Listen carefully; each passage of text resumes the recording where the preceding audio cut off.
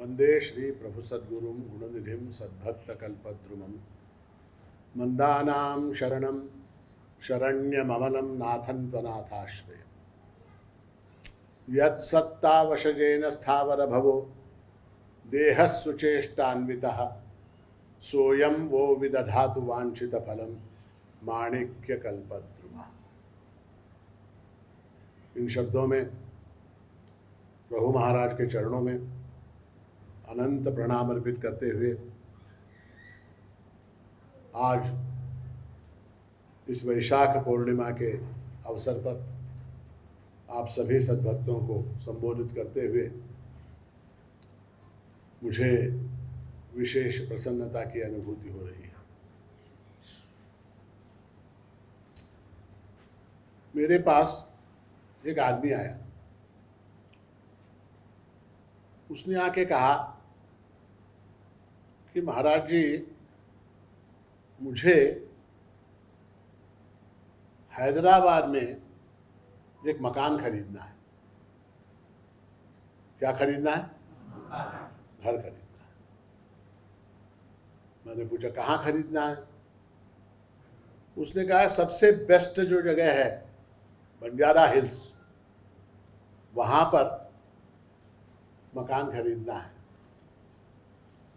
मैंने कहा किराए से रहना चाहते हो, पूरा का पूरा खरीदना है? बोला नहीं नहीं, पूरा खरीदना है मुझे। 6 बेडरूम, सब अटैच बाथरूम वाले, हॉल, किचन, ऊपर 3 कमरे, नीचे 3 कमरे, टेरेस, गार्डन, ऐसा एक मकान खरीदना है। मैंने कहा वो बंजारा हिल में इतना बड़ा मकान तुमको खरीदना है, तो वो खरीदने के लिए तुम्हारे पास पैसा वैसा कुछ है क्या? कुछ व्यवस्था करके रखी है क्या? बोला नहीं महाराज, वो व्यवस्था नहीं, वो कोई व्यवस्था मेरे पास नहीं। मैं खरीदना चाहता हूँ। मैंने कहा कैसे खरीदोगे? तुम्हारे पास कोई अगर संपत्ति नहीं है, कोई पैसा नहीं है, बैंक में धन नहीं है, घर में पैसा नहीं है, सोना चांदी प्रॉपर्टी कुछ भी नहीं है, तुम कैसे खरीदोगे वो? बोला नहीं, मेरे खरीदने की इच्छा है। तो हमारी सबकी हालत जो है उस आदमी जैसी है। हमको सबको मोक्ष की इच्छा है क्या नहीं है? बोलिए, मोक्ष मिलना चाहिए। मोक्ष यानी क्या? मोक्ष यानी आनंद, ऐसा आनंद जिसके अंदर कहीं किसी प्रकार का कोई दुख नहीं। मोक्ष शब्द का अर्थ समझिए। ऐसा आनंद, ऐसा सुख जिसके अंदर किसी प्रकार का दोष नहीं है, किसी प्रकार का दुख नहीं है। और दूसरा क्या? दूसरी बात, ऐसा आनंद जो कभी भी समाप्त न हो। बाकी के जितने आनंद हैं आपके, वो सारे आनंद जो हैं कभी न कभी समाप्त हो जाते, कभी न कभी समाप्त हो जाते। जैसे क्या, आप गर्मी का मौसम है, महाराज जी हम लोग सब कहाँ जा रहे हैं? तो हम लोग कहाँ? लद्दाख जाते, लद्दाख, ठीक है। अब लद्दाख जाने का अपना एक आनंद है। गर्मी के मौसम में वहाँ बर्फ़ के पहाड़ और प्राकृतिक सौंदर्य, हाँ, और वहाँ बढ़िया रिसोर्ट, खाने पीने के लिए बढ़िया व्यवस्था, रहने के लिए बढ़िया होटल, ये सब कुछ है, ठीक है। आपने क्या किया? आपने एक किसी ट्रैवल कंपनी के साथ जो है बात करके क्या उसका 10-15 हज़ार 20 हज़ार जो भी है वो आपने भर दिया। वो आपको लेके गया कहाँ ले गया? लद्दाख, ठीक है। वो 5 दिन 6 दिन हो गए उसके बाद वो लाके आपको कहाँ छोड़ देगा? Nanded 46 degree Celsius, Gulbarga 47 degrees, Manik Nagar 42 degree, ऐसे में लाके छोड़ दे। वो आनंद समाप्त हुआ क्या नहीं? दुख समाप्त हुआ क्या नहीं? उसी तरह से खाने का है, खाने का सुख है। आप खाते हैं, बढ़िया बढ़िया खाते हैं। जैसे ही वो पदार्थ को खा लेते हैं उसके बाद वो आनंद रहता है क्या? पदार्थ को खाते समय मात्र आनंद है, उसके बाद शाम को फिर भूख लगती, फिर दुख है। उसी तरह से संबंधियों का सुख है। माता पिता, पत्नी, पुत्र, पति, ये सारे कितने दिन रहने वाले? जितने दिन हमारे साथ हैं उतने दिन सुख है। हाँ, एक दिन समाप्त हो गए तो फिर क्या? फिर दुख। तो इसका मतलब क्या? ये सारे जो सुख हैं वो समाप्त होने वाले हैं, लिमिटेड हैं, सीमित हैं। ठीक है। मोक्ष शब्द का अर्थ क्या है? मोक्ष शब्द का अर्थ है ऐसा आनंद जो कभी भी समाप्त नहीं होता, एक चीज। दूसरी चीज क्या? जगत में जितने सुख हैं हमारे, वो सारे सुख दुख मिश्रित हैं, उनके अंदर दुख मिला हुआ है। ऐसा एक भी सुख नहीं है जिसके अंदर दुख मिला हुआ नहीं। आप लोग दूध लेते क्या नहीं? दूध सुबह चाय बनाने के लिए वो इसका क्या, डेयरी वाले का या किसी ग्वाले से या किसी आदमी से दूध लेते क्या नहीं? वो दूध शुद्ध होता है क्या? उसके अंदर पानी मिला हुआ होता है, दूध शुद्ध नहीं होता, उसके अंदर मिलावट होती है। अब बाजार में आप किराना सामान लेते हैं, उसके अंदर भी मिलावट है। उसी तरह से हमारा ये जो सुख है इसके अंदर मिलावट है। मिलावट किस चीज की है? दुख की मिलावट है। दुख मिला हुआ है। कैसे मिला हुआ है? वो सुख जब समाप्त होता है तब दुख देता है। कोई भी सुख, वो सुख जब समाप्त होता है तब दुख देता है। तो इसलिए उसके अंदर क्या? दुख मिला हुआ है, सुख के साथ दुख जुड़ा हुआ है। दूसरा क्या? अतृप्तिकरत्व है।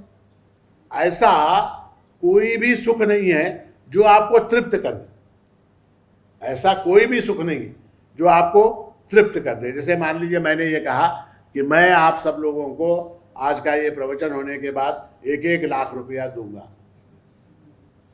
ठीक है, 1-1 लाख रुपया दूंगा। आप लेंगे क्या? लेंगे। ठीक है। मग लेके क्या बोलेंगे? हाँ, काय झालं, एवढं मोठं संस्थान आहे, एकच दिले, 2 दिल तर ह्यांचं काय गेलं असतं? मान लीजिए मैंने 2 दिए, आपने ऐसा कहा, किसी ने कहा है एकच दिले महाराज, हमारा एकच दिले, ठीक है बाबा तू 2 घेऊन जा।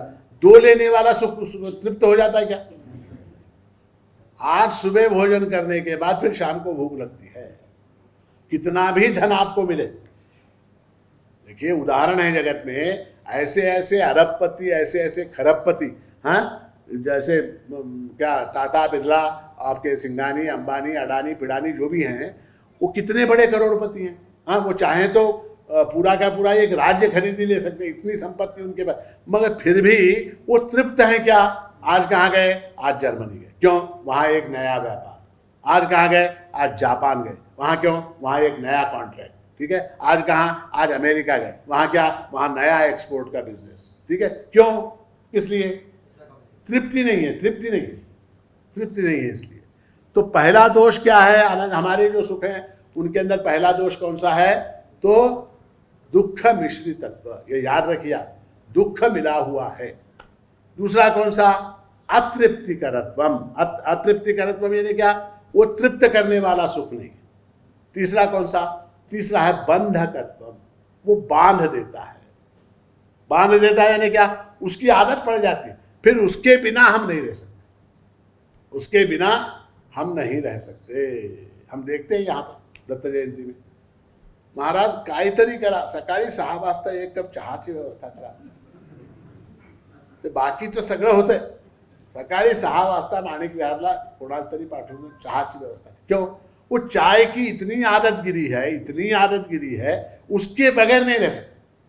वो चाय अगर नहीं मिली तो फिर उसका पूरा वो दिन बर्बाद हो गया। उसी तरह लोगों को शराब की आदत है, लोगों को बीड़ी की आदत है, तंबाकू की आदत है, वो आदत है। कुछ लोगों को न्यूज़पेपर की आदत है, कुछ लोगों को न्यूज़ देखने की आदत। न्यूज़ के अंदर अगर कुछ नहीं हुआ तो अरे बेकार, कुछ ना कुछ, एक हत्या होनी चाहिए, एक एक्सीडेंट होना चाहिए, एक रेप होना चाहिए, हाँ, एक मिनिस्टर ने दूसरे मिनिस्टर को गाली देनी चाहिए, किसी का कुछ हत्तम गत्ती उत्तम कुश्ती, कुछ ना कुछ होना चाहिए, तो उसको अच्छा नहीं, हाँ न्यूज़ देखा, न्यूज़ देखा। वो नहीं रहा तो फिर बेचैनी होती है, इवत्ती न्यूज़ ना ये दिल, आदत पड़ जाती है।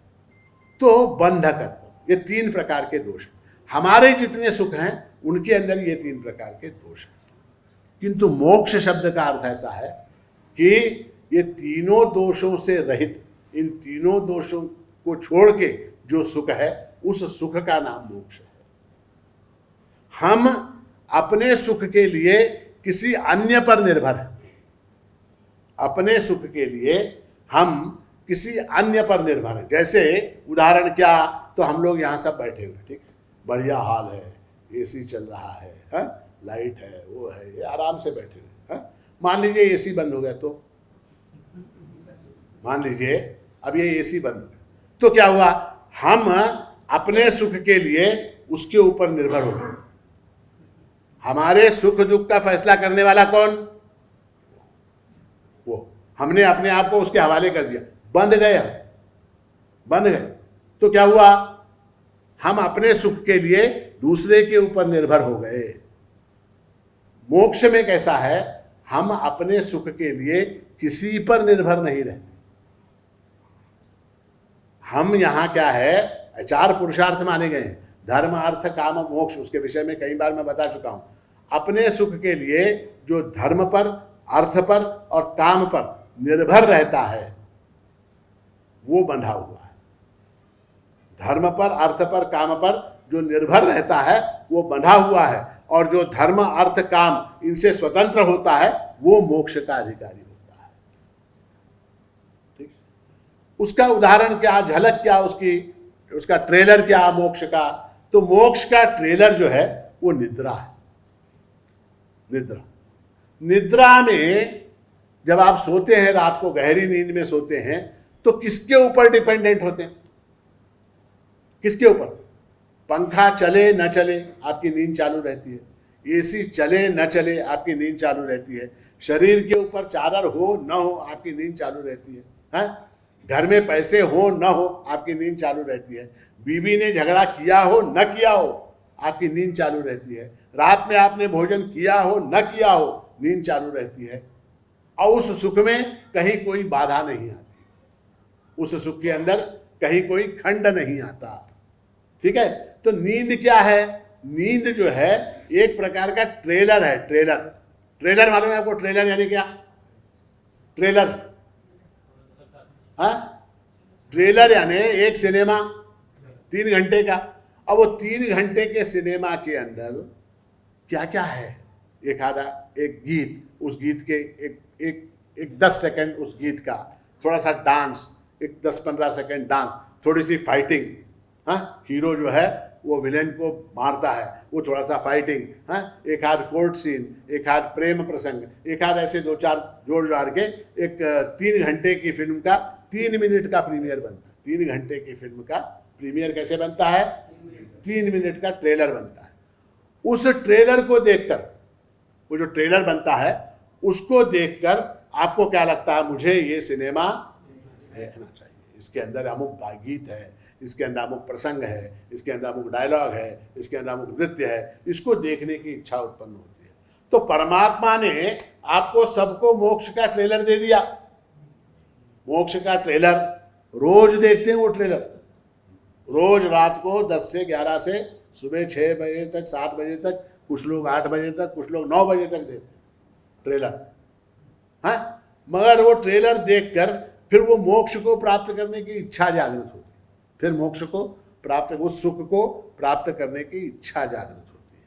किंतु जैसा मैंने कहा, वो आदमी जो है हैदराबाद में बंजारा हिल में मकान लेना चाहता था, उसके पास पैसे नहीं है, तो मोक्ष भी मुफ्त में नहीं मिलता। जगत में कोई भी चीज फ्री नहीं है, कोई भी चीज फ्री नहीं। आपको लगता है अमुक फ्री है तमुक फ्री, कुछ फ्री नहीं है, उसके लिए कीमत चुकानी पड़ती है, उसके लिए कीमत चुकानी पड़ती है। कीमत यानी क्या, कोई वस्तु अगर आपको लेनी है, मान लीजिए क्या, तो ये घड़ी लेनी है, आपको बाजार में गया, घड़ी लेनी है, ये घड़ी कितने की है, तो 1000 रुपए की घड़ी है। 1000 रुपए की घड़ी के लिए आपको क्या करना पड़ेगा, 1000 रुपए जेब से निकाल के 500 के 2 नोट या 200 के 5 नोट या 100 के 10 नोट, ये आपको उसके देने पड़ेंगे, तब आपको वो घड़ी देगा। ठीक है, उसी तरह से आपको मोक्ष चाहिए। अब मोक्ष की प्राप्ति के लिए कुछ न कुछ देना पड़ेगा, उसके लिए संपत्ति चाहिए। वो संपत्ति कौन सी, तो भगवान ने भगवत गीता में 16वां अध्याय कहा है। उस 16वें अध्याय को कहते हैं दैवासुर संपत्ति विभाग योग।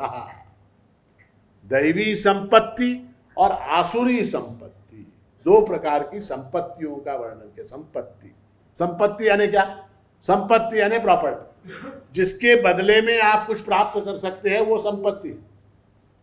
जिसके बदले में आप कुछ प्राप्त कर सकते हैं वो संपत्ति है। जैसे ये मेरी अंगूठी है, ये क्या है? ये मेरी संपत्ति है। इसके बदले में क्या 1 क्या 5 ग्राम 6 ग्राम कुछ होगा, तो ये दे के मैं कोई दूसरी वस्तु ले सकता हूँ, ये संपत्ति है। ठीक है, मेरा एक प्लॉट है, मेरा एक मकान है, मेरा बैंक बैलेंस है, घर में सोना है, चांदी है, जो भी है संपत्ति, बर्तन है, भांडे हैं। अब दारू पीने वाले लोग क्या करते हैं? घर के बर्तन भांडे सब संपत्ति बेच के आज क्या, आज एक भगोना बेच दिया, कल क्या एक हंडा बेच दिया, फिर क्या एक स्टील का डिब्बा बेच दिया, तो सब संपत्ति बेचते रहते हैं। संपत्ति, संपत्ति यानी जिसके बदले में आपको कुछ मिले उसको संपत्ति कहते हैं। भगवान ने 16वें अध्याय को दैवी संपत्ति और आसुरी संपत्ति ऐसा नाम दिया। दैवासुर संपद विभाग योगा। संपत्ति 2 प्रकार की होती है। संपत्ति कैसी होती है? 2 प्रकार। हाँ, अब उसमें भी अलग अलग प्रकार से वर्गीकरण किया जाता है। जैसे आप किसी कानून वाले से, वकील से पूछेंगे 2 प्रकार की संपत्ति कौन सी, बताइए आप 2 प्रकार की संपत्ति कौन सी? आप बताइए 2 प्रकार की संपत्ति कौन सी? एक मूवेबल प्रॉपर्टी। मूवेबल प्रॉपर्टी यानी क्या? चर संपत्ति यानी क्या? ये टेबल है, ये अंगूठी है, हाँ, ये मेरी माला है, ये सारी चीज़ें, कुर्सी है, घर में बर्तन है, भांडे है, सोफा है, बर्तन है, ये सारी चीज़ें चर। पंखा है जिसको हिलाया जा सके, जिसको निकाल के बेच दिया जा सके, उसको क्या बोलते हैं? मूवेबल प्रॉपर्टी, चर संपत्ति। दूसरी कौन सी? दूसरी अचल संपत्ति। अचल संपत्ति यानी क्या? Immovable property. Immovable property, immovable property यानी क्या? खेत है, मकान है, जिसको हिलाया नहीं जा सकता। इस अंगूठी को मैं हैदराबाद में जाके बेच सकता हूँ, मैं गुलबर्गा में बेच सकता हूँ, मैं बंबई में बेच सकता हूँ, ठीक है, इसको वहाँ ले जाके बेच सकता हूँ। हाँ, मैं अपने खेत को बेच सकता हूँ कि हैदराबाद ले जाके, वो खेत जहाँ है वहीं रहेगा, उसको अचल संपत्ति कहते हैं। तो एक तो हुआ चल संपत्ति, अचल संपत्ति। दूसरा वर्गीकरण जो है, अगर आप चार्टर्ड अकाउंटेंट लोगों से करेंगे, वो क्या बोलेंगे? व्हाइट संपत्ति, ब्लैक संपत्ति। व्हाइट संपत्ति, व्हाइट संपत्ति यानी क्या? व्हाइट संपत्ति यानी जिसके ऊपर आपने सरकारी नियमों के अनुसार टैक्स वगैरह भर दिया हो, वो क्या है? वो व्हाइट संपत्ति है। और ब्लैक संपत्ति कौन सी है? जो आपने चोरी से, चकारी से, बदमाशी से, जो है सरकार की नजरों से, टैक्स से बचाकर जो है आपने जो संपत्ति इकट्ठी कर ली, उसको क्या बोलते हैं? उसको ब्लैक की संपत्ति बोलते हैं। व्हाइट संपत्ति, ब्लैक संपत्ति, white property and black property. ठीक है, अब भगवान यहाँ संपत्ति का वर्गीकरण कर रहे हैं। वो न चर संपत्ति की बात कर रहे हैं, न अचल संपत्ति की बात कर रहे हैं। भगवान न व्हाइट प्रॉपर्टी की बात कर रहे हैं, न ब्लैक प्रॉपर्टी की बात कर रहे हैं। भगवान बोलते हैं दैवी संपत्ति, आसुरी संपत्ति। दैवी संपत्ति और आसुरी संपत्ति। और इस विषय में 16वें अध्याय के 5वें श्लोक में भगवान ने कहा, दैवी संपद विमोक्षाय निबंधायासुरी मता। दैवी संपत्ति जो है वो मोक्ष के लिए है। समझ रहे हैं आप मेरी बात को? आपको मोक्ष चाहिए तो उसके लिए क्या करना पड़ेगा? दैवी संपत्ति चाहिए। ठीक है, अब जैसे कोई फ्लैट खरीदने जाते हैं, कुछ मकान खरीदने जाते हैं, कुछ प्रॉपर्टी, खेत खरीदने जाते हैं, तो वहाँ वो क्या बोलता है कि आपको इतने पैसे चेक से देने होंगे। ठीक है, 60% चेक, 40%। ठीक है, अब क्या हुआ? दैवी संपत्ति यानी क्या? वो क्या बोलता है? चेक से चाहिए। तो मोक्ष यानी क्या? मोक्ष यानी ऐसा सुख जो कभी समाप्त नहीं होता, जिसके अंदर कोई दुख नहीं है। वो सुख अगर प्राप्त करना है, उसके लिए दैवी संपत्ति चाहिए। दैवी संपत्ति खर्च करनी पड़ेगी। निबंधायासुरी मता। और बंधन में रहना हो तो अगर आपको बंधन में रहना हो तो फिर क्या, फिर आसुरी संपत्ति काम देती है। वो भी काम देती है, आसुरी संपत्ति नहीं देती है ऐसा नहीं। चेक भी काम करता है, कैश भी काम करता है। मगर चेक से क्या हो जाता है, आप एक वाइट प्रॉपर्टी को खरीदते हैं। आसुरी संपत्ति से क्या, ब्लैक से क्या, कैश से क्या, आप ब्लैक प्रॉपर्टी को खरीदते हैं। तो संपत्ति है कौन सी, दैवी संपत्ति भी है, आसुरी संपत्ति भी है। भगवान कहते हैं दैवी संपत्ति विमोक्षाय, दैवी संपत्ति जो है वो मोक्ष के लिए कारणीभूत होती है, और आसुरी संपत्ति जो है वो किसके लिए, निबंधाय, निबंधाय ने बंधन में डालने वाली होती है। महाराज हमको आपके मोक्ष की जरूरत ही नहीं, हमको मोक्ष की जरूरत ही नहीं है। हम जैसे हैं, जो हैं, जैसे खा रहे हैं, पी रहे हैं, मजा कर रहे हैं, हमको इसी में रहना, हमको यही चाहिए। ठीक है, तो भगवान कहते गुड लक, ठीक है, रहो रहो। मैं ये जो मनुष्य जन्म है, इस मनुष्य जन्म में जो तुम खा रहे हो, पी रहे हो, मजा कर रहे हो, ये थोड़े वर्षों बाद समाप्त होने वाला है। और वो समाप्त होने के बाद फिर तुम किस जन्म में जन्मोगे इसका कोई पता नहीं है, और वहाँ क्या दुख है इसका भी कोई अंदाजा नहीं है। अब इसके ऊपर तुम्हारी बस, इसके ऊपर तुम्हारी। तो 16वें अध्याय के अंदर मैं ये कह रहा था कि, क्योंकि मैं ये विषय क्यों ले रहा हूँ, क्योंकि कल से ठाणे में एक गीता ज्ञान यज्ञ का कार्यक्रम, मुंबई के पास ठाणे, वहाँ पर एक गीता ज्ञान यज्ञ का कार्यक्रम है, और उसमें ये 16वां अध्याय विस्तार पूर्वक उसकी चर्चा होने वाली। मैं यहाँ केवल ट्रेलर की बात कर रहा हूँ। तो 16वां अध्याय, उसके अंदर भगवान कहते हैं दैवी संपत्ति विमोक्षाय निबंधाया सुरीमता। तो दैवी संपत्ति चाहिए, किस लिए, मोक्ष के लिए दैवी संपत्ति चाहिए। और बंधन के लिए क्या चाहिए, आसुरी संपत्ति। अब क्या असुर, असुर शब्द का अर्थ क्या, दैवी यानी देवताओं जैसा, दैवी यानी, दैवी शब्द का अर्थ है दैदीप्यमान, प्रकाशमान, उसको दैवी कहते हैं। और आसुरी, असुर यानी क्या, राक्षस। आपने राक्षस देखे,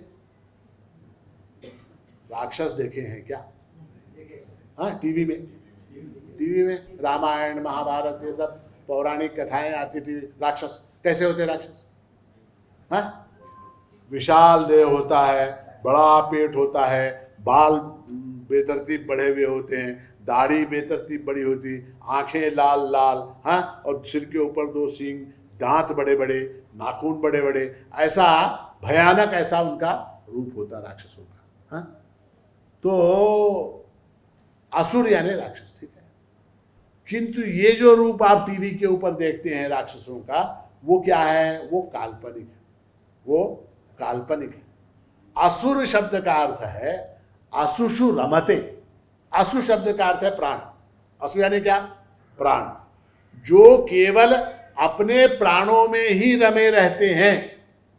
ये अर्थ समझिए आप, जो केवल अपने ही प्राणों में रमे रहते हैं उनको असुरा, क्या, अपने ही प्राणों में रमे रहते हैं। यानी क्या, जो कभी दूसरे की मदद नहीं करते, जो कभी दूसरे का विचार नहीं करते, जो कभी अन्य की सहायता नहीं करते, जो कभी दान नहीं करते, जो कभी किसी को नमस्कार नहीं करते, जो किसी से प्रेम पूर्वक वार्तालाप नहीं करते, ऐसे जितने लोग हैं वो सब क्या है, असुरा।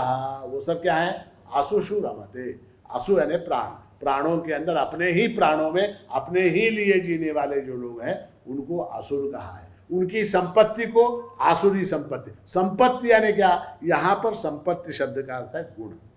संपत्ति शब्द का अर्थ क्या है, गुण। उनके जो गुण है, उनका जो स्वभाव है, गुण से भी स्वभाव शब्द जो है वो ज़्यादा योग्य है। तो उनका जो स्वभाव है, दैवी लोगों का स्वभाव, आसुरी लोगों का स्वभाव। जो दैवी प्रकृति के लोग हैं, दैवी प्रकृति वाले जो लोग हैं, उनका स्वभाव जो है वो उनको कहाँ लेके जाता है, मोक्ष की ओर लेके जाता है। ठीक है। तो वैसे तो भगवान ने बहुत विस्तार से इसका वर्णन किया है। हम लोग क्या करेंगे, एक श्लोक दैवी संपत्ति का देखेंगे, एक श्लोक आसुरी संपत्ति का देखेंगे। ठीक है। अभी ऐसा है कि ये जो 16वां अध्याय है ये कैसा है, एक प्रकार का ब्लड टेस्ट है, एक प्रकार का टेस्ट। हमको जब किसी प्रकार के शरीर के अंदर पीड़ा होने लगती है तो हम क्या करते हैं, डॉक्टर के पास जाते हैं। डॉक्टर क्या बोलता है, आप अपना ब्लड टेस्ट करो, ठीक, ब्लड टेस्ट करो। ब्लड टेस्ट करने के लिए हम लैब में जाते हैं, लैब में जाके अपना खून देते हैं, वो टेस्ट करता है और टेस्ट के बाद वो आपको गिनाता है, क्या आपके खून में सोडियम इतना है, आपके खून में पोटेशियम इतना है, आपके खून के अंदर हीमोग्लोबिन इतना है, आपके खून के अंदर शुगर इतना है, हाँ, ये सारी चीज़ें वो बताता है भगवान। उसके बाद क्या है, डॉक्टर क्या करता है, वो रिपोर्ट देखता है, ठीक है, कोलेस्ट्रॉल इतना है, गुड कोलेस्ट्रॉल, HDL इतना है, LDL इतना है, वो सारा कुछ पूरी आपकी कुंडली आ जाती है उसके अंदर। अब उस कागज को देख के डॉक्टर क्या बोलता है, डॉक्टर क्या बोलता है, आपको डायबिटीज हो गया, ठीक है, आपको डायबिटीज हो गया, आपको ब्लड प्रेशर हो गया, आपको हार्ट अटैक आ सकता है, ये सारी चीजें डॉक्टर बताता है। भगवान क्या है, भगवान भी यहां हमारा ब्लड टेस्ट कर रहे हैं इस अध्याय में।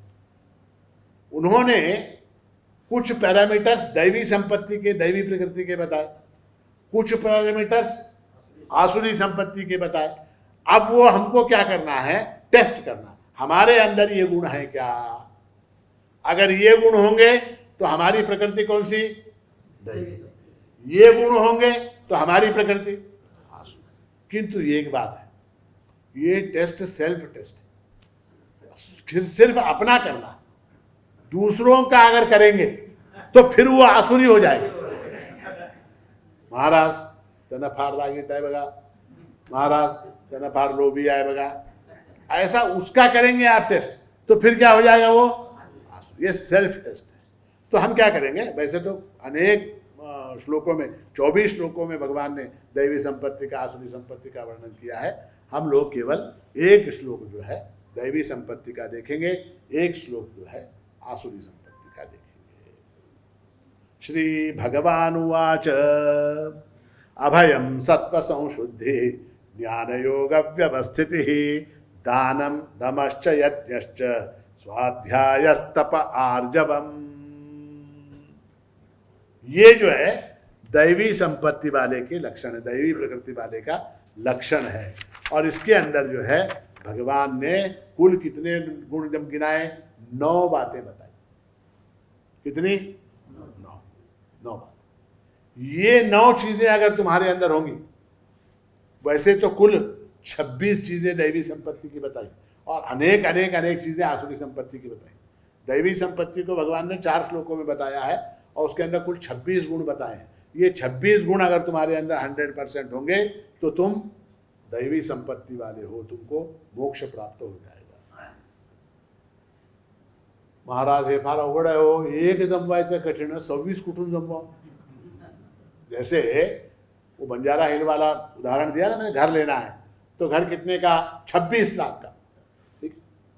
अगर वो कहे महाराज मेरे पास 1 लाख नहीं है, मैं 26 लाख कहाँ से लूंगा। 26 चाहिए, 26 गुण चाहिए।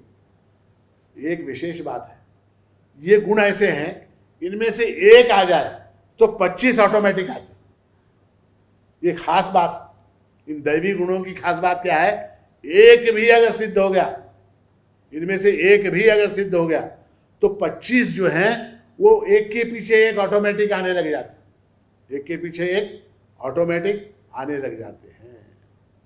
तो ये 26 में से हम केवल 9 गुण दैवी संपत्ति की 9 चीजें देखेंगे। सबसे पहले भगवान ने कहा अभयम।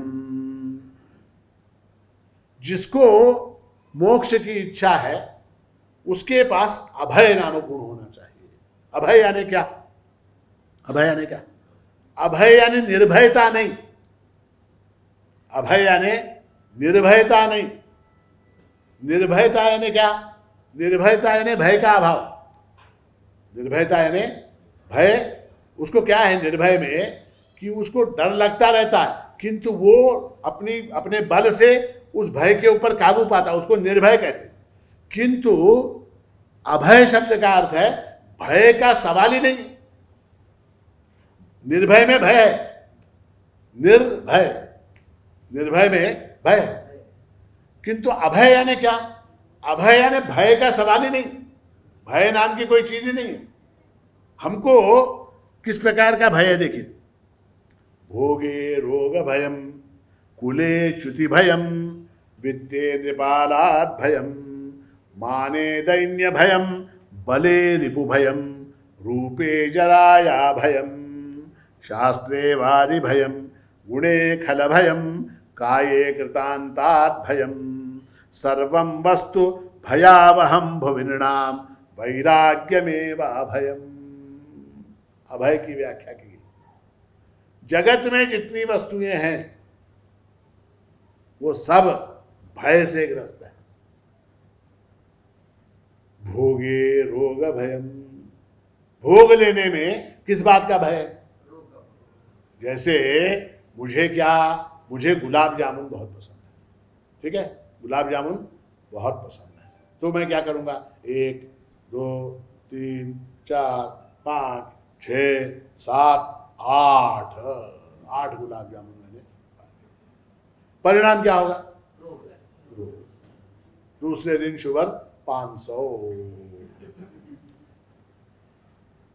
भोगे रोग भय, भोग में रोग का भय।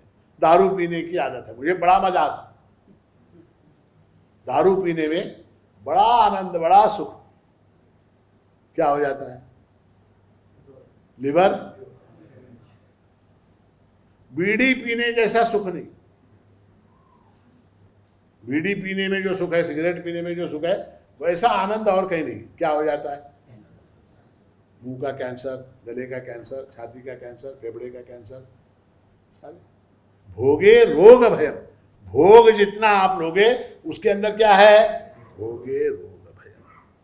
कुछ लोगों को अपने कुल का अभिमान होता है, मैं बड़े कुल में उत्पन्न हुआ, अमुक खानदान में पैदा हुआ, तमुक खानदान में पैदा हुआ। कुले च्युति भयम, उस कुल से, उस मान मर्यादा के स्थान से च्युत यानी क्या? नीचे गिरने का डर है वहां पर, नीचे गिरने का डर। हमें देखिए, बड़े बड़े खानदान वालों को हमेशा डर लगा रहता है, क्या? नम खानदान इज्जत होते रहेंगे मार, हाँ, उनका बेटा है, उनकी बेटी है, इन लोगों का व्यवहार, इन लोगों का आचरण, इन लोगों का कुछ कहीं कुछ, हाँ, ಇವತ್ತು ಫೇಸ್ಬುಕ್ದಾಗ ಬಂತಂದ್ರೆ ಏನು ಮಾಡಬೇಕು? हाँ, ನಮ್ಮ ಪಾರ್ ಹಿಂಗೆ ಮಾಡ್ಯಾನಂತ ಹೇಳಿ, हाँ, क्या? कुले च्युति भयम। अगर तुमको खानदान का, अपने परिवार का, अपनी मान मरातब का इतना ख्याल है, तो फिर तुम्हारे अंदर भय किस बात का है? ये मान समाप्त होगा, इस बात का भय। कुले च्युति भयम, वित्ते नृपालात् भयम। पैसा है, पैसे वाले को क्या डर? पैसे वाले को किस बात का डर? नृपालात् भयम, राजा का भय, गवर्नमेंट का भय, इनकम टैक्स का भय, ईडी का भय, ईडी का भय। घर पे क्या रेड हो, ईडी वाले आ गए, कल कौन? इनकम टैक्स वाले आ गए, परसों कौन? पुलिस वाले आ गए। नृपालात्, नृपाल यानी क्या? नृपाल यानी राजा, राजा यानी गवर्नमेंट। जिसके पास पैसा है उसको सतत भय बना रहे, सतत भय बना रहे। किस बात का? गवर्नमेंट, इनकम टैक्स का। वित्ते नृपालात् भयम, माने दैन्य भयम। और जो मानी है, जिसको अपना अहंकार है बहुत बड़ा, जिसका एक समाज के अंदर स्टेटस है, उसको क्या? दैन्य भयम, कहीं मेरा ये मान समाप्त न हो जाए, इस बात का भय। देखिए आप, जितने एमएलए हैं, जितने एमपी हैं, जितने ये सब मिनिस्टर लोग वगैरह हैं, उनको सतत चिंता रहती। किस बात की? किस बात की? अगले इलेक्शन में अगर टिकट नहीं मिला तो ये लाल बत्ती की गाड़ी, ये बंदूक वाले कौन, वो बॉडीगार्ड, हाँ, आगे पीछे चलने वाले चमचे, हाँ, ये सब जो है क्या हो जाएंगे? गायब हो जाएंगे, गायब हो जाएंगे। तो माने दैन, फिर क्या? फिर दीनता आ जाएगी, फिर मैं दीन हो जाऊंगा। तो माने दैन्य भयम बलम, माने दैन्य बले, माने दैन्य भयम, बले रिपु भयम। और जो बलवान है, ताकतवर है, 6 पैक वाला है, उसको किस बात का भय? उसको डर किस बात का? रिपु भयम, उसको शत्रु का भय। वो दादागिरी करता हुआ चारों तरफ घूमता रहता है, और भय ऐसा है कि मुझसे भी बलवान कोई अगर आ गया तो फिर मेरा क्या होगा? ये भय उसको। भले रिपु भयम रूपे जराया भयम। और जो रूपवती है, हाँ, कोई स्त्री रूपवती है, उसको क्या भय? बताइए क्या भय? हाँ, जराया भयम। हाँ, पांडव दिशु लेकर ही थे। एक बाल भी अगर सफेद दिख जाए, एक बाल, इतने बालों में एक बाल, केवल एक केश, वो अगर सफेद होता हुआ आईने में दिखाई देता है तो फिर वहां भय शुरू हो जाता है। रूपे जराया भयम शास्त्रे वादि भयम। और कोई शास्त्र का ज्ञाता है, उसको भय क्या? मुझसे बड़ा शास्त्री, मुझसे बड़ा पंडित आके वाद करे, मुझसे वाद विवाद करे तो मैं क्या उसको उत्तर दूंगा? शास्त्रे वादि भयम गुणे खल भयम। और गुणवान है बेचारा, सज्जन है, बेचारा सज्जन है, उसको किस बात का भय? जो सज्जन है, गुणवान है, सज्जन है, अच्छा आदमी बेचारा है, उसको किस बात? खल भयम, दुष्टों का भय। रोज उठ के तुम्हारे खिलाफ एक कंप्लेंट, आज कहां? आज पंचायत में, कल कहां? तहसील ऑफिस में, परसों कहां? डीसी के पास, उसको परसों बेंगलोर में, उसके बाद कोर्ट में, वो है, ऐसा है, वो है, इन्हों चोर है, इन्हों बदमाश है, इन्हें वो हड़प लिया, इन्हें वो हड़प लिया, बोल के कौन बोलता? खल भयम। खल, खल यानी दुष्ट, दुष्ट लोगों का भय रहता है। किनको? सज्जनों को। दुष्ट लोगों का भय। गुणे खल भयम काये कृतांतात भयम। और शरीर को किस बात का भय? शरीर को किस बात का भय? शरीर को मृत्यु का भय। कृतांत, कृतांत यानी कौन? मृत्यु। तो शरीर को कृतांतात भयम सर्वं वस्तु भयावहम, सर्वं वस्तु भयावहम भुवि नृणाम वैराग्यमेव भयम।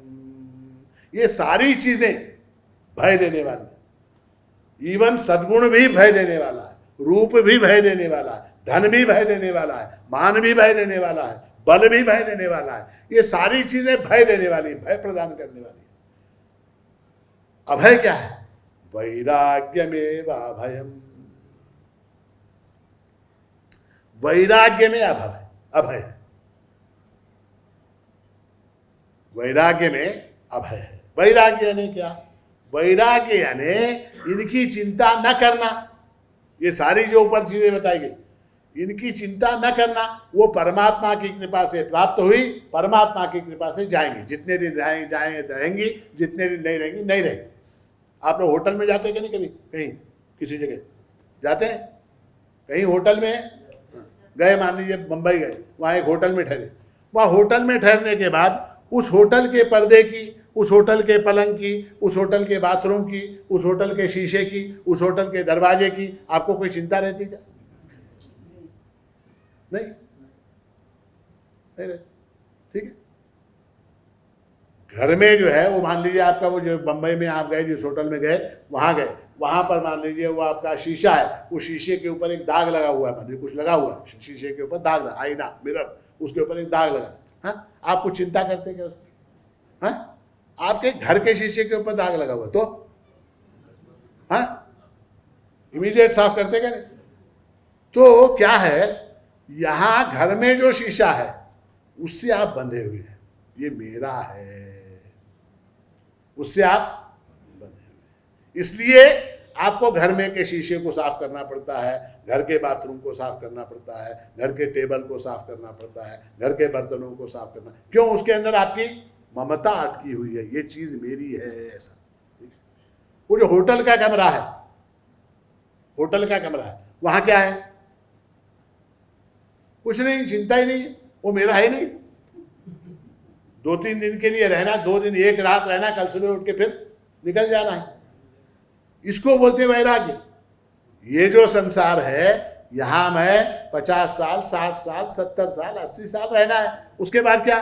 निकल जाना है। वहां ना हाथी है ना घोड़ा है, वहां पैदल ही जाना है, हाँ, निकल जाना है। उसको बोलते वैराग्य। ये मेरा है, ये बल मेरा है, ये धन मेरा है, ये रूप मेरा है, ये शास्त्र मेरा है, ये ज्ञान मेरा है, ऐसा जब पकड़ लेते हैं हम तो फिर भय उत्पन्न हो जाता है, फिर भय उत्पन्न हो जाता है। ठीक है, तो इसलिए जो है जिसको मोक्ष की प्राप्ति करनी है उसको बहुत कठिन सफर करना पड़ता है, और उस कठिन प्रवास के अंदर क्या भय के लिए कोई स्थान नहीं।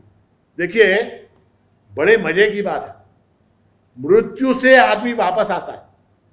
जब कोई मर जाता है ना तो फिर पैदा होता है, फिर पैदा होता है कि नहीं? हमारे यहाँ हिंदू धर्म में पुनर्जन्म की मान्यता है। इस जन्म में मरे, अगले जन्म में फिर संसार में आएंगे। मोक्ष मिल गया तो हाँ, हुआ बूढ़ा ले लो, बुआ बूढ़ा ले लो, उधर ही। हाँ, मोक्ष अगर मिल गया वापस आ सकते हैं क्या? ये बड़ा डेंजरस है। तुमको भय क्या लगता है? मेरे को अगर मोक्ष मिल गया तो मैं वापस नहीं आऊंगा यहाँ पर, इस संसार में वापस आने की कोई नहीं, गया खत्म। वो कहते हैं कि एक शहर था, उस शहर के अंदर एक बगीचा था, एक कुछ था, और उसकी एक बड़ी कंपाउंड वॉल थी। कंपाउंड वॉल कैसी? बहुत ऊंची थी। अंदर क्या है किसी को नहीं मालूम। कुछ लोग बोलते थे अंदर एक महल है, कुछ लोग बोलते थे अंदर एक क्या बगीचा है, कुछ लोग बोलते थे अंदर एक देवालय है, कुछ लोग बोलते थे अंदर कुछ है, वो है, अमुक है, तमुक है, किसी को नहीं मालूम अंदर क्या है। तो एक बार एक 7-8 लड़के जो है वो जा रहे थे, बातचीत रहे, ಒಳಗೆ ಏನಾದ್ರು ನಿನಗೆ ಖುನ ನನಗೆ ಖುನ ಇಲ್ಲ, ನಿನಗೆ ಖುನ ಇಲ್ಲ, ಒಂದು ಕೆಲಸ ಮಾಡೋದು ಏನು, ಒಳಗೆ ಏನಾರ ನೋಡೋದು। कैसे देखेंगे? ऊंची दीवार, 25 फीट ऊंची दीवार, कैसे देखेंगे?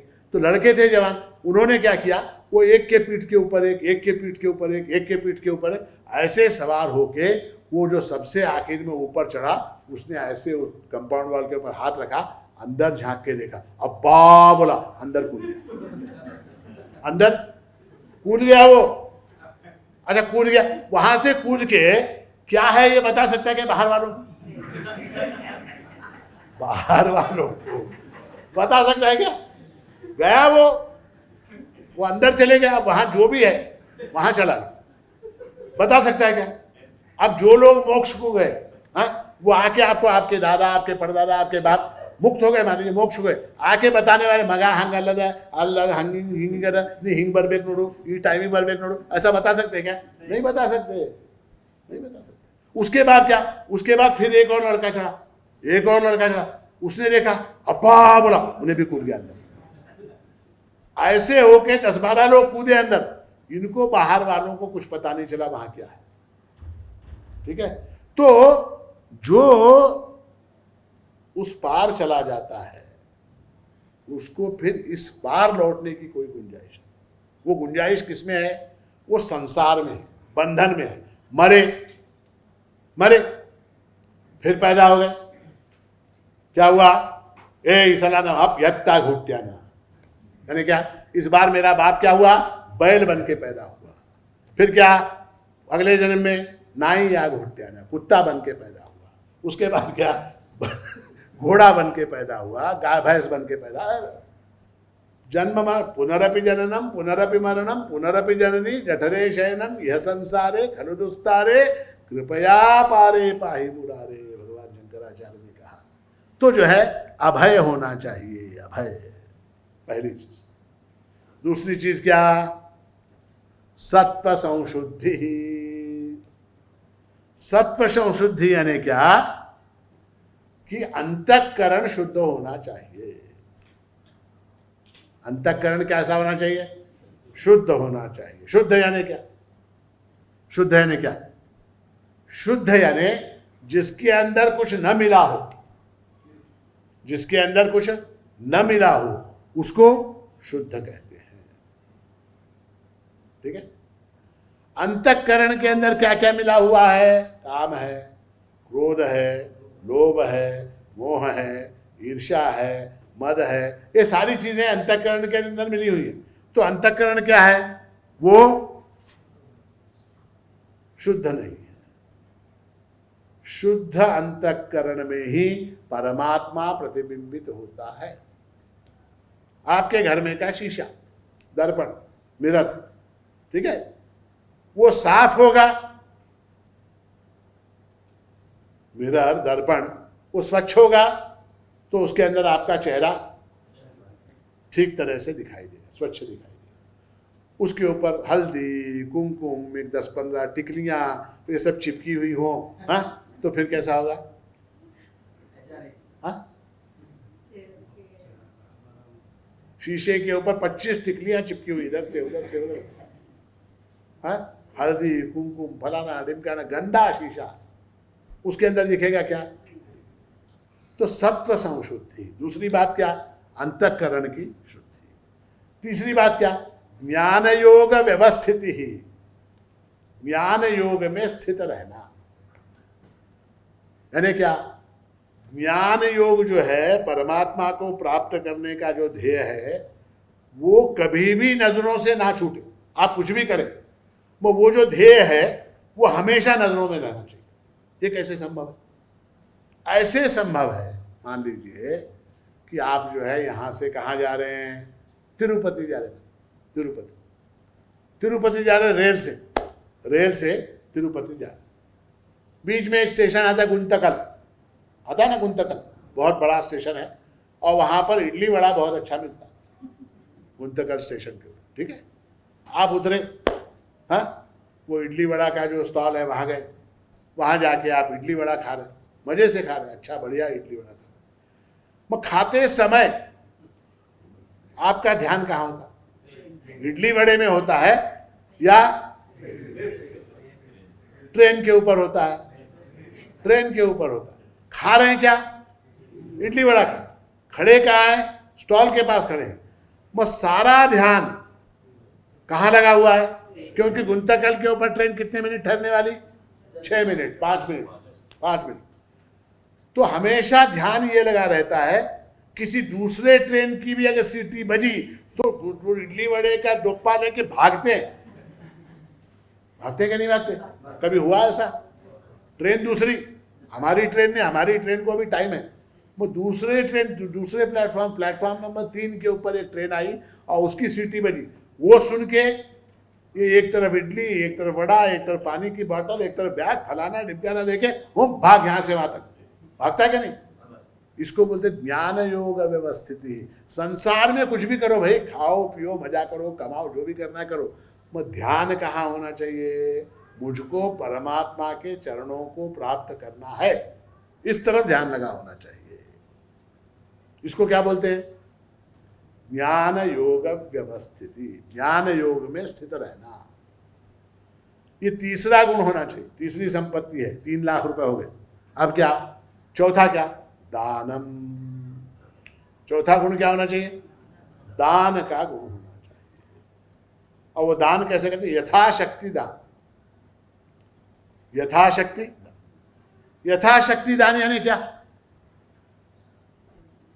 यथाशक्ति बोले तो अपनी इच्छा से, बराबर ना? अब आप हैं, आपको कुछ दान करना है, तो आपने 2 रुपए दिए, ठीक है, वो क्या हुआ? यथाशक्ति नहीं, वो यथाशक्ति दान नहीं हुआ। यथाशक्ति दान शब्द का अर्थ है तुम्हारी जितनी ताकत है उसके हिसाब से। यथाशक्ति का अर्थ इच्छा नहीं है, यथेच्छ नहीं है, तुम्हारी इच्छा जितनी है उतना नहीं, तुम्हारी जितनी ताकत है उस हिसाब से। देखिए बड़ा अजीब है, जिसके पास 10 रुपए हैं, जिसके पास 10 रुपए हैं, वो उसमें से 5 रुपए दान कर देगा बिना किसी झंझट के। ध्यान से सुनिए, मैं बता रहा हूं, दूसरा कोई नहीं बताता। ये 10 रुपए आपके पास हैं, 10 रुपए में से आप जो हैं, अगर 10 रुपए हैं तो 5 रुपए आसानी से दान कर देते। जिसके पास 1 लाख है वो 50,000 कभी नहीं देगा। देगा क्या? देगा क्या? नहीं देगा। 10 रुपए वाला अपना 50% दान कर देता। 10 रुपए वाला आधा हिस्सा 50% प्रभु को अर्पण दान। 1 लाख वाला जो है वो 50,000। यथाशक्ति शब्द का अर्थ ऐसा है कि आपकी जितनी ताकत है, परमात्मा ने जितना आपको दिया है उसके अनुपात में दान कर। तुमको परमात्मा ने जो दिया है उसके अनुपात में दान कर। बहुत से लोग होते हैं वो कहते हैं कि मरते समय दान करने से बड़ा पुण्य होता है। हाँ नहीं खरे मत साय मुन दाना मर दो, मरते समय दान करने से बड़ा पुण्य होता है। तो क्या करते हैं कि अब दादा है, परदादा है, मुत्या है ना, तंदी है ना, आप है ना, अब साय लेता ना मर रहा बिल्कुल सांस ले ठीक है, दाना मार से दाना मार। तो क्या करते हैं, उसकी मुट्ठी में एक 500 का नोट थमा देते। किसकी मुट्ठी में? मरने वाले की मुट्ठी के अंदर एक 500 रुपए का नोट ऐसे करके बंद है। और जो है 5 मिनट बाद वो बेचारा, अब मरने के बाद क्या है, अब वो दान कौन ले? तो उसके लिए जो है वो उनके संप्रदाय के हिसाब से कुछ लोग जो है ब्राह्मण को दान करना है, कुछ लोग जंगम को दान करना है, कुछ लोग अमुक को दान करना है वगैरह करना पड़ता है। तो फिर क्या, फिर उसको फोन करते, किसको? वो दान लेने वाले को, हिंगनम अब 70 दाना कोड़ा भर रही। अब वो वहां से यहां तक आने में 3 घंटे लगते उसको। किसको? वो ब्राह्मण को, दान लेने वाला। 3 घंटे लगते, 3 घंटे लगते, तब तक ये अकड़ जाता।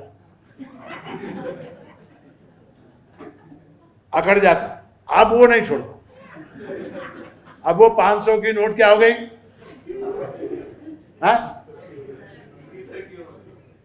टाइट हो गया। अब उसको छुड़ा नहीं सकते कोई। वो ब्राह्मण आके कोशिश करता, नोट रही छोड़े हिंग मार रही, न्यू अकड़ी जा रही, ना अकड़ी, इधर से वो खींच रहा है, उधर से बेटा खींच रहा है, उधर से मामा खींच रहा है। वो 500 के, फिर क्या करना पड़ता, अड़कित्ता लाके उंगलियां काट के फिर वो 500 का नोट निकालना। इतना धन का मोह, इतना लोभ धन का हमारे अंदर बैठा हुआ है। और वो लोभ का निवारण करने का उपाय क्या है? दान। दान से लोभ का निवारण होगा। लोभ एक बहुत बड़ा दोष है, उसका निवारण कैसे होगा? तो उससे दान से होगा। दूसरा क्या लाभ है दान का? दान क्यों करना चाहिए? दान जो है वो टेस्ट है। दान टेस्ट है। हमारे अंदर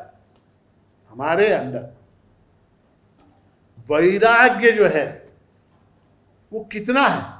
वैराग्य एक लक्षण है, एक गुण है। वो किसके लिए? मोक्ष के लिए अत्यंत आवश्यक है। वैराग्य होना चाहिए। वैराग्य जो है वो होना चाहिए। वो वैराग्य कितना है, इसको अगर टेस्ट करना है तो फिर उसके लिए चौथा क्या? दान प्रायश्चित कर्म है। दान से पाप धुलते हैं। दान करने से पाप धुलते हैं, प्रायश्चित कर्म है। तो इसीलिए जो है मृत्यु के समय दान करना अनिवार्य। बहुत से लोग क्या करते हैं, वो मरने के बाद उसके नाम से दान कर देते। हतने दिना 10वें दिन, वो क्या है वास्तव में क्या है, वो उतना दान करने के बाद मरना चाहिए उसको, वो लोभ छूटता नहीं। शास्त्र क्या कहता है? ये 10 प्रकार के दान है। कौन कौन से? तिल दान है, सुवर्ण दान है, भूमि दान है, रौप्य दान है। ये 10 प्रकार के आप लोगों को मालूम होगा। आपके बुजुर्ग कोई घर में गुजरे होंगे तो कर्म कराने वाले लोगों ने, पंडितों ने आपसे करवाया होगा। वो कब करवाते हैं? सूतक आनते 12 दिन 13 दिन होने के बाद वो दान करवाते हैं। वास्तव में क्या है, वो दान मरने वाले को अपनी मृत्यु से पहले कर देना चाहिए। उसने किया नहीं। किसने? बाप ने किया नहीं। लोभ के कारण मर गया। अब बेटा 12वें दिन दान करता, 13वें दिन दान करता अपने बाप की मुक्ति के लिए। ठीक है। तो दान जो है वो प्रायश्चित कर्म है। मैं हमेशा बताता हूं आपको, धन को कितना भी पकड़ के रखोगे साथ में नहीं लेके जा सकते। धनानि भूमौ पशपश्च गोष्ठे भार्या गृहद्वारि सुता श्मशाने देहश्चितायाम परलोक मार्गे कर्मानुगो गच्छति जीव एकः। ये सब साथ में लेके जाने की चीजें नहीं है। सिर्फ कर्म जाएगा, आपका पुण्य पाप का हिसाब जाएगा। तो दान जो है वो करना अत्यंत आवश्यक है। अंतिम बात दान के विषय में ये है कि दान जो है मृत्यु की प्रैक्टिस है। दान क्या है? मृत्यु की। अब कोई भी काम अगर प्रैक्टिस से करेंगे तो अच्छा होगा ना। खेल है, खेल है, अगर प्रैक्टिस करके खेलेंगे तो अच्छा। नाटक है, प्रैक्टिस करके करेंगे अच्छा होगा। गायन है, प्रैक्टिस करके करेंगे अच्छा होगा। भोजन पकाने की कला है, वो भी प्रैक्टिस करेंगे तो अच्छी बनेगी, है ना। कुछ कुछ लोग क्या एक आध चीज बहुत अच्छी बनाते, क्या नमताई नीरू भाग छन मारता, ये छन मारता बेसन उंडी भाग छन मारता। कैसे किया बेसन उंडी? कैसे किया? पहले दिन आया क्या? नहीं, 20-25 साल तक घर में अनेक अवसरों पर बेसन के लड्डू बनाते बनाते बनाते बनाते प्रैक्टिस इतनी हो गई, अब आंख बंद करके भी वो जो है बेसन के लड्डू बना सकती है, प्रैक्टिस। मृत्यु क्या है? मृत्यु आपसे हर चीज छुड़ाएगी। मृत्यु आप छोड़ना नहीं चाहते, वो मृत्यु हर चीज छुड़ाएगी, जबरदस्ती छुड़ाएगी आपसे। आप पकड़ नहीं सकते। आपकी पत्नी को छुड़ा देगी, बेटों को छुड़ा देगी, आपके घर को, संपत्ति को, सोना चांदी रुपया, कार मोटरसाइकिल हाथी घोड़ा जो भी है वो सब छुड़ाएगी, यहां तक कि शरीर भी छुड़ाएगी। शरीर को भी पकड़ के नहीं रख सकते, उसको भी छोड़ना पड़ेगा। मृत्यु ये सब छुड़ाएगी, ठीक है। तो छोड़ने की प्रैक्टिस अगर होगी तो उस समय कष्ट नहीं होगा। समझ में आई बात? छोड़ने की प्रैक्टिस अगर होगी, जिसको प्रैक्टिस है छोड़ने की, जिसको देखिए हम लोग कभी कभी मजाक में कोई चीज़ बनाते, क्या घर में कोई चीज़ बना रहे, कोई सांभर बनाया, दाल बनाया, कुछ बनाया, तो वो चूल्हे पर से वो भगोने को उतारने में बड़ी परेशानी होती है हमको। हाँ, हाथ जल जाएगा, वो जल जाएगा, ये जल जाएगा, हमको बड़ी परेशानी होती है। हमको कोई प्रैक्टिस नहीं। हमारी पत्नी, हमारी बहनें, हमारी बेटियां, हमारी माँ खट से उतार देती। कैसे उतारती? हाँ, कोई कपड़ा नहीं, कोई चिमटा नहीं, कुछ, खट पकड़ा निकाला। वो लोगों को कैसे आता है, इनको कैसे आता है, हमको क्यों नहीं आता? प्रैक्टिस। अच्छा, उनका हाथ नहीं जलता क्या? उनका हाथ नहीं जलता क्या? मगर वो प्रैक्टिस होने के कारण क्या है, उनको वो चीज सहज है। भगोना है चूल्हे के ऊपर, गैस के ऊपर, उसको खट से पकड़ा, खट से उठा। हमको आता है क्या? हम 3 बार कपड़ा ढूंढ, चिमटा ढूंढ, वो ढूंढ, ये ढूंढ करते, है ना। तो प्रैक्टिस। तो मृत्यु जो है ये सारी चीजों को हमसे छुड़ाएगी। बेहतर क्या है, हम छोड़ने की प्रैक्टिस करें अपने आप। तो दानम। उसके बाद क्या? उसके बाद आता दमः।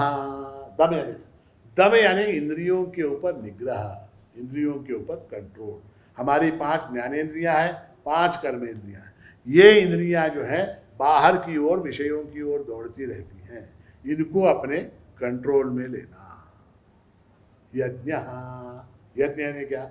यज्ञ यानी परमात्मा को स्मरण करके, परमात्मा को स्मरण करके समाज के लिए, देवताओं के लिए, वेदों के लिए, पितरों के लिए किसी भी प्रकार का धार्मिक कृत्य करना, ये यज्ञ है। ये करना अत्यंत आवश्यक है। और उसके बाद 7वीं चीज क्या? स्वाध्याय। ये बड़ा बात। स्वाध्याय यानी क्या? स्वाध्याय यानी स्व अध्ययन, ठीक है। खुद पढ़ना, खुद पढ़ना, खुद पढ़ाना, पढ़ना और पढ़ाना। क्या पढ़ना, क्या पढ़ाना? हम लोग देखते हैं माताएं जब बच्चे ज़्यादा गड़बड़ करने लग जाते हैं घर में, कई जगह, कई घरों में देखा, बच्चे ज़्यादा गड़बड़ करने लग जाते हैं तो माँ क्या करती है, फोन तो वीडियो हंसको नोट खुद, यानी क्या? वो 3 साल का बच्चा, और वो क्या, फेसबुक में लग गया, 3 साल का बच्चा, ठीक है। उनको क्या करना है? हमको हमारे पुराने ज़माने में हमारी दादी, हमारी नानी, ये सब आपके घर में भी सब लोग कथाएं सुनाती थी। पुराणों की कथाएं, महाभारत की कथाएं, रामायण की कथाएं, ये सारी धार्मिक जो कथाएं थी उनके विषय में बात होती थी। आज होती कोई बात? बच्चा क्या करके रोए तो उसको एक वीडियो फोन दे देते, वीडियो गेम आड़ कूट बेटा, वो खटकुट करके सो जाता। स्वाध्याय। स्वाध्याय यानी क्या? स्वाध्याय ने खुद पढ़ना, भगवत गीता है, रामायण है, महाभारत, इनको खुद पढ़ना और अपनी आने वाली पीढ़ी को, अगली पीढ़ी को भी पढ़ाना। एक तो ये हुआ स्वाध्याय का अर्थ। दूसरा अर्थ क्या? खुद का निरीक्षण करना, अपने स्वयं का। मैंने आज क्या क्या किया, कितने पाप किए, कितने पुण्य किए, कितने अच्छे काम किए, कितने बुरे काम किए, कब कब मैं कामी बना, कब कब लोभी बना, कब कब क्रोधी बना, ये सारी चीज़ों को आप देखेंगे ना अपने आप को, तो वो सारे दुर्गुण अपने आप हट जाएंगे। स्वाध्याय, उसके बाद क्या, तपः। तप यानी क्या, तप यानी स्वेच्छा से अपने शरीर को पीड़ा सहने की आदत डालना। स्वेच्छा से, अपनी इच्छा से, वॉलंटरीली अपनी इच्छा से अपने शरीर को पीड़ा सहने की आदत डालना। क्यों? क्यों? अंततः शरीर को पीड़ा होने ही वाली है। आप अपोलो हॉस्पिटल में जाओगे तो भी होगी, आप और किसी हॉस्पिटल, लंदन के हॉस्पिटल में जाओगे तो भी पीड़ा होगी। शरीर जो है वो कष्ट उसको भोगना ही पड़ेगा, उसको कष्ट भोगना पड़ेगा। किसी भी हॉस्पिटल में जाओ, हॉस्पिटल में जाने से आपका कष्ट कम होगा क्या? रोग का निदान होगा, मगर जो दर्द है, जो शरीर के अंदर पीड़ा है, वो तो होने वाली, बल्कि इलाज में ज्यादा पीड़ा, रोग से ज्यादा पीड़ा। इलाज जब करते हैं डॉक्टर तो रोग से ज्यादा पीड़ा, इधर नली, इधर नली, इधर नली, इधर नली, इधर नली, इधर नली, सब तरह नलियां घुसड़ के जो है सारे शरीर को छिद्र छिद्र कर देते। ठीक है, तो उसके लिए क्या, उसकी भी प्रैक्टिस होनी चाहिए। क्यों? क्योंकि मृत्यु के समय परमात्मा का स्मरण करना है। मृत्यु के समय हमको क्या करना है? परमात्मा का स्मरण करना। मृत्यु के समय शरीर में होने वाली पीड़ा से अगर विचलित हो गए, अगर घबरा गए, अरे अम्मो अम्मो अम्मो करना, तो रामकृष्ण कब बोलेंगे? हाँ, माणिक माणिक कब बोलेंगे? तो उसकी प्रैक्टिस होनी चाहिए। किसकी? शरीर को कष्ट सहन करने की प्रैक्टिस होनी चाहिए। उसके लिए क्या? उसके लिए स्वेच्छा से कष्ट को सहन करने की आदत डालना। एकादशी का व्रत है, उपवास है, सोमवार का व्रत है, शिवरात्रि का व्रत है, उपवास। उपवास किस लिए? शरीर को भूखा रख के देखना क्या होता, उसको सहन करने की आदत डालना, उसको बोलते हैं तप। ठीक है, और 9वां है आर्जवम। आर्जव, आर्जव यानी क्या? आर्जव यानी रुजुता। रुजुता, सरलता। जो मन में है वही बुद्धि में होना चाहिए, वही वाणी में होना चाहिए, वही कर्म में होना चाहिए। समझ में आई बात? जो मन में है वही बुद्धि में होना चाहिए, वही वाणी में होना चाहिए, वही कर्म में होना चाहिए। उसको बोलते हैं रुजुता, सरलता। मन में एक, वाणी में एक, बुद्धि में एक, कर्म में एक। हाँ, आप आए किसी के घर गए, हाँ, घर गए, दरवाजे के, या अरे काय आमचं भाग्य, आज तुम्ही आलात, आमचं खरोखर भाग्य ने, हमारी किस्मत है, आप हमारे घर आए, हाँ वाह वाह वाह, या अंदर क्या, मन क्या बोल रहा है? आता है 7:30 कुठून आले? रुजुता नहीं है वो, रुजुता नहीं। रुजुता यानी क्या? जो मन में है वो बुद्धि में होना चाहिए, बुद्धि में, मन में, वाणी में।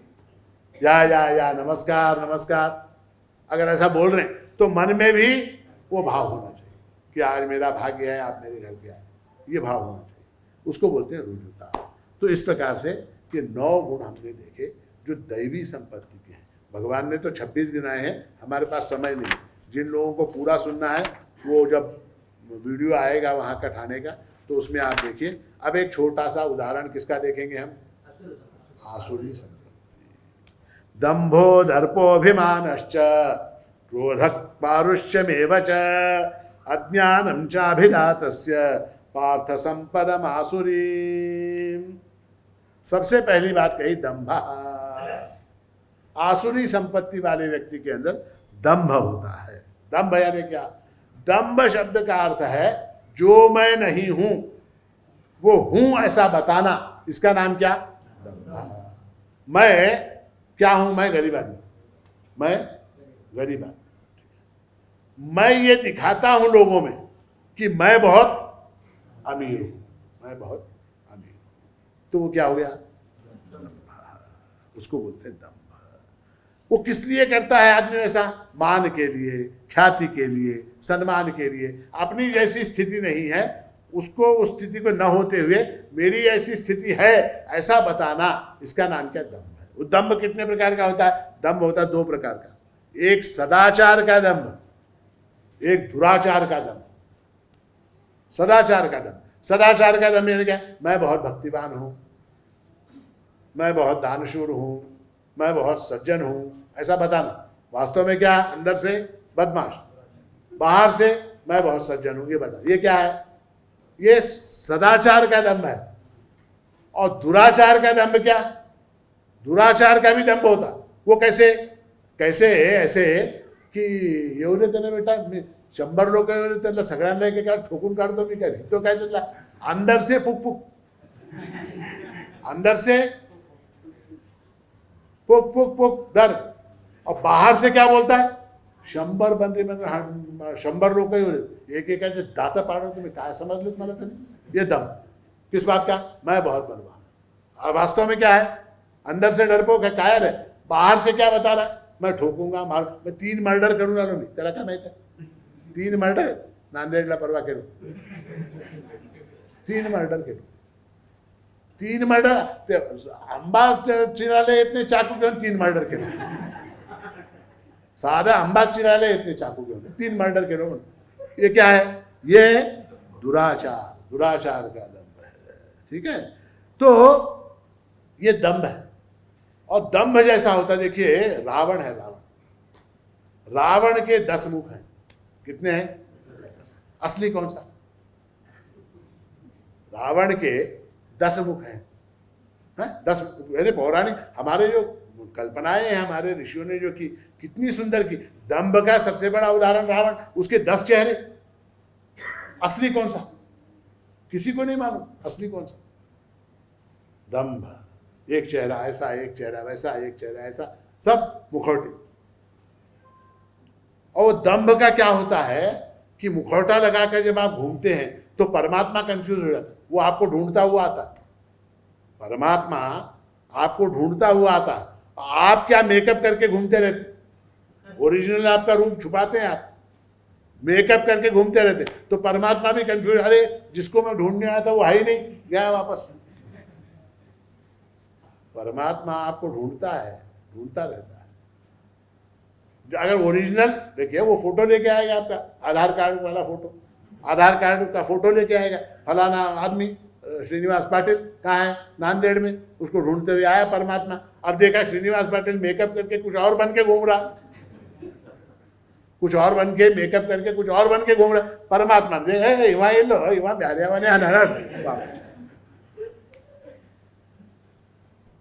तो दंभ से परमात्मा भी कंफ्यूज हो जाता है। उसके बाद क्या? उसके बाद दर्प, दर्प यानी क्या? दर्प यानी घमंड, दर्प यानी अभिमान। अभिमान, अभिमान जो है वो जो वास्तविक नहीं है उसका अभिमान। देखिए अभिमान में कैसा है कि एक घमंड है और दूसरा अभिमान है। जो नहीं है उसके अभिमान को घमंड बोलते। जैसे मैं हूं, मैं अपने आप को बहुत विद्वान मानता हूं, नानापले यारू, मैं वास्तव में क्या है? कुछ भी नहीं है, विद्वत्ता, पढ़ा लिखा कुछ भी नहीं है, मगर मेरे को घमंड किस बात का? मैं बहुत विद्वान हूं। तो वो क्या हुआ? वो घमंड हो, ठीक है। मगर कुछ लोगों को क्या, वो वस्तु उनके पास होती है उसका अभिमान करते, उसको अभिमान बोलते। वस्तु है उसका घमंड, उसको अभिमान बोलते हैं। वस्तु नहीं है उसका घमंड, उसको घमंड बोलते हैं। जैसे मैं विद्वान हूं, मानिए मैं सचमुच विद्वान हूं, सचमुच विद्वान हूं, तो भी अपनी विद्वत्ता का अभिमान करना ये गलत है। नहीं हूं तो भी मैं विद्वान हूं ये बताना ये भी गलत है, ये भी गलत है। और घमंड से क्या हो जाता है? अभिमान से क्या हो जाता है? ममता आ जाती है। ममता एक बहुत बड़ा दोष है। ममता क्या? इधर नंदन, इधर नंदन, इधर नंदन, ये मेरा है, ये मेरा है, ये मेरा है, इस प्रकार का दोष आ जाता है। दंभो दर्पोभिमानश्च क्रोधः। और जो है लक्षण आसुरी संपत्ति वाली का क्या होता है? क्रोधः। उसको गुस्सा बहुत ज्यादा आता है। काम एष क्रोध एष रजोगुण समुद्भव। भगवान ने कहा ये जो है रजोगुण से उत्पन्न होने वाला है। और ये क्रोध जो है महाशनो महापापमा विध्येनम यह वैरिणम, सबसे बड़ा शत्रु है। क्रोध क्या है? सबसे बड़ा शत्रु है। क्रोधात् भवति सम्मोहा, सम्मोहात् स्मृति विभ्रमा। तो क्रोध जो है बहुत बड़ा शत्रु है। क्रोध से क्या हो जाता है? क्रोध से अंततः भगवान कहते हैं नाश होता है। क्रोधात् भवति सम्मोहः, सम्मोहात् स्मृतिविभ्रमः, स्मृतिर्भ्रंशात् बुद्धिनाशः, बुद्धिनाशात् प्रणश्यति, उससे नाश हो जाता है।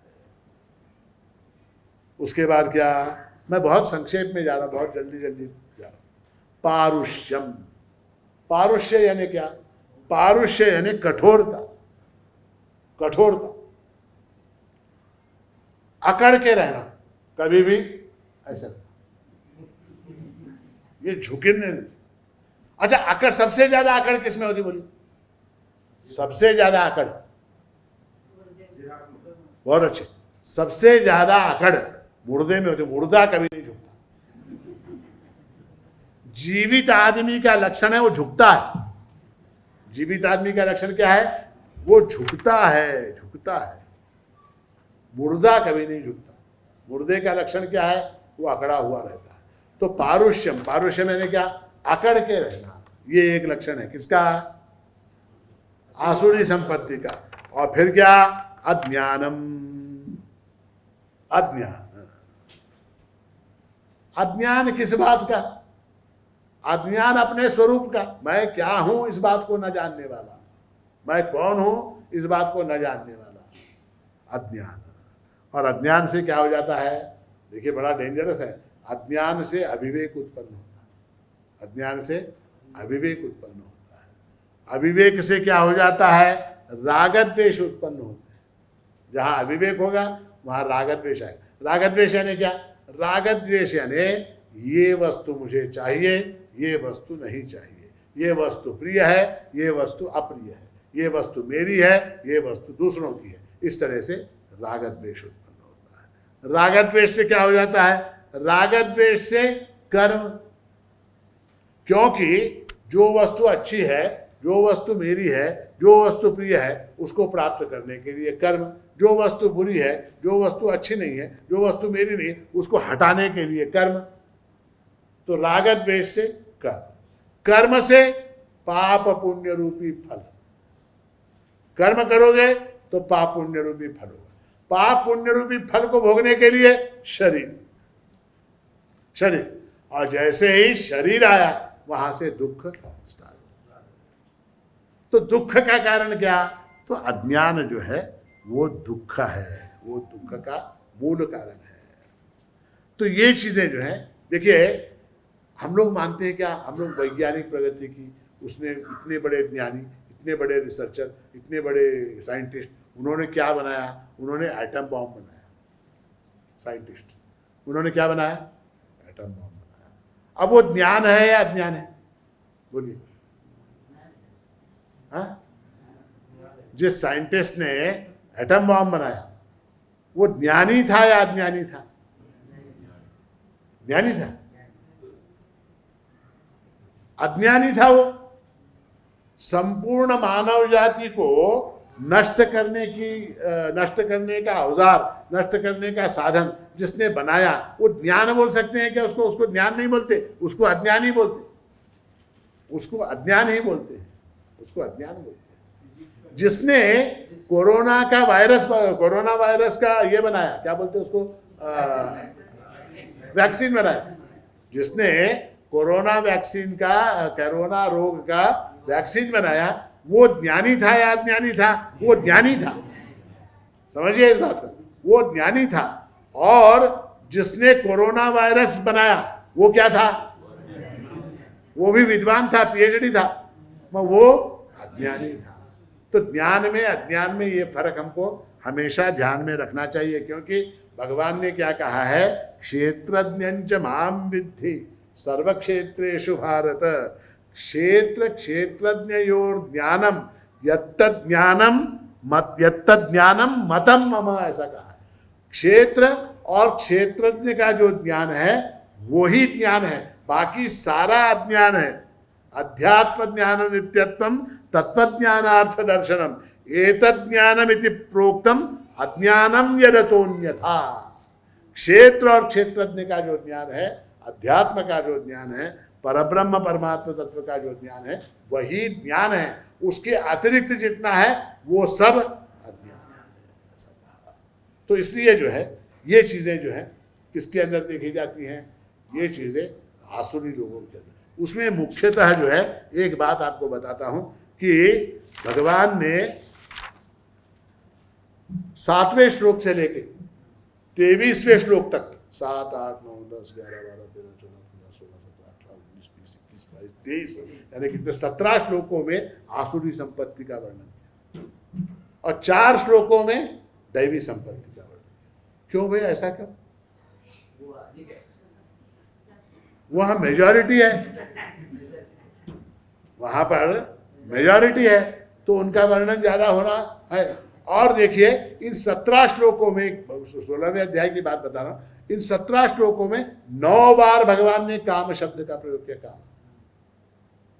काम तो सारे सर्वनाश की जड़ जो है वो कामना है। काम शब्द का अर्थ कामना। इदम में स्यात् इति इच्छा काम शब्दिता। वो मुझको मिल जाए, ये मुझको मिल जाए, ये कामना जो है वो सारे अनर्थ की जड़ है। उस कामना पर विजय पाने के लिए सबसे अच्छा उपाय कौन सा? तो सबसे अच्छा उपाय ऐसा है, उस कामना को चैनलाइज करना। जैसे नदी का पानी होता, नदी का पानी, उस नदी का पानी का जो प्रवाह होता, वेग, काम का वेग बहुत ज़्यादा है, उसको क्या करेंगे? तो उसको हम क्या करेंगे, जैसे डैम बना के अलग अलग नहरें जैसे बनाते हैं, अलग अलग कैनाल्स जैसे बनाते हैं, उसके अंदर से उस जल को प्रवाहित करेंगे तो वो जल जो है कल्याण करेगा लोगों का, बहुत से लोगों का कल्याण करेगा, हित करेगा, खेती में कृषि में उपयोगी पड़ेगा, अन्यथा वो वेस्ट चला जाएगा। उसी तरह से कि काम का जो वेग है उसको डैम बनाना पड़ेगा। कौन सा डैम? भक्ति का डैम। उसको भक्ति का डैम बनाना पड़ेगा और उसको जो है अलग अलग प्रकार की नहरें जो हैं उनके माध्यम से, यानी अच्छे कार्यों के अंदर, पुण्य कार्य, जैसे काम है, क्या मुझे एक वस्तु, एक उदाहरण छोटा सा, मुझे एक वस्तु खाने की इच्छा हो, क्या? गुलाब जामुन खाने की इच्छा हो, एक प्रकार का काम है, क्या नहीं? काम है। अब क्या करना है, इसके वेग को समाप्त करने के लिए मुझे क्या करना पड़ेगा? यहाँ जो ये 200 लोग बैठे हुए, 200 गुलाब जामुन मंगाने पड़ेंगे। 200 गुलाब जामुन मंगा के ये प्रवचन समाप्त होने के बाद हर एक को एक एक गुलाब जामुन, ठीक है? अब अगर परमात्मा की कृपा होगी, सबको एक एक देने के बाद एक बच गया, वो भी मोह मुझको मिल जाएगा। उससे क्या होगा? उससे काम का जो वेग है, काम का जो वेग है, वो वेग क्या हुआ? वो वहां खंडित हुआ। मैंने क्या किया? अपने तामसिक राजसिक काम को सात्विक काम में बदल दिया, प्रभु को नैवेद्य दिखाया, भक्त लोगों में बांट दिया। अब क्या? अब वो गुलाब जामुन खाने की इच्छा मेरी कामना की पूर्ति नहीं है, प्रसाद का भक्षण है। तो मैंने क्या किया? ये अच्छा, इन आप सब लोगों को बांटने में क्या हो गया? मुझको ही नहीं मिला, मुझको ही नहीं मिला। मान लीजिए 200 लोग हैं और 200 गुलाब जामुन आए, एक आदमी एक्स्ट्रा आ गया, वो इलेक्ट्रिक वाला आ गया, वो एक लेके गया। अब क्या? अब एक कम पड़ा, मेरे को ही नहीं है, तो मुझे दुख होगा कि सुख होगा?